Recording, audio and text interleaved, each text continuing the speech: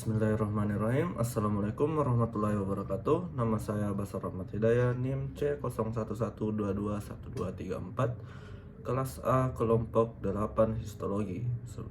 Saya akan menjelaskan tentang astrosit protoplasmatis, astrosit fibreus, oligodendroglia dan mikroglia sebagai tugas remedial, tugas pendahuluan sistem saraf. Baik, oligodendroglia, astrosit, dan mikroglia ini seperti yang kita tahu termasuk adalah sel-sel neuroglia yang dapat kita temukan pada sistem saraf pusat. Lalu secara histologis, masing-masing dari sel glia ini yang pertama itu astrosit. Biasanya astrosit ini berbentuk seperti bintang, sesuai dengan namanya astro yang berarti bintang.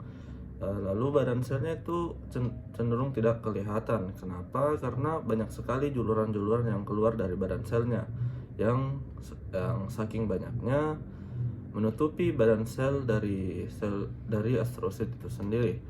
Lalu apa perbedaan astrosit protoplasmatis dan astrosit fibreus? Kalau astrosit protoplasmatis itu dapat kita temukan pada substansia grisea dalam sistem saraf pusat kita, sedangkan astrosit fibreus itu dapat kita temukan pada substansia alba. Kemudian selanjutnya oligodendroglia. Oligodendroglia secara histologis bentuk badan selnya itu seperti menyerupai segitiga. Lalu julurannya itu jumlahnya bisa mencapai 3 sampai 4 juluran. Kemudian mikroglia bentuknya itu sangat kecil sehingga kalau kita ingin melihatnya di bawah mikroskop harus menggunakan pembesaran yang cukup besar karena ukurannya yang sangat kecil sesuai dengan namanya mikroglia. Lalu apa fungsi-fungsi dari keempat sel neuroglia ini? Yang pertama, sel neuroglia astrosit. Sel astrosit ini berfungsi untuk meregulasi aktivitas sinaps dan juga bertindak sebagai, dalam tanda kutip, lem utama dalam sistem saraf pusat kita. Sel astrosit ini juga berfungsi untuk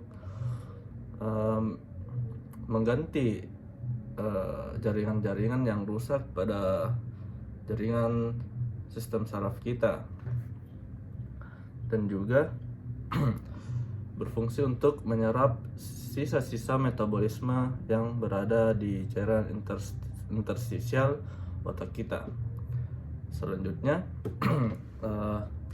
sel oligodendroglia. Sel oligodendroglia ini berfungsi untuk membentuk selubung mielin pada akson. Ya, seperti yang kita ketahui, fungsi dari selubung mielin itu untuk mempercepat konduksi mempercepat jalannya impuls pada akson.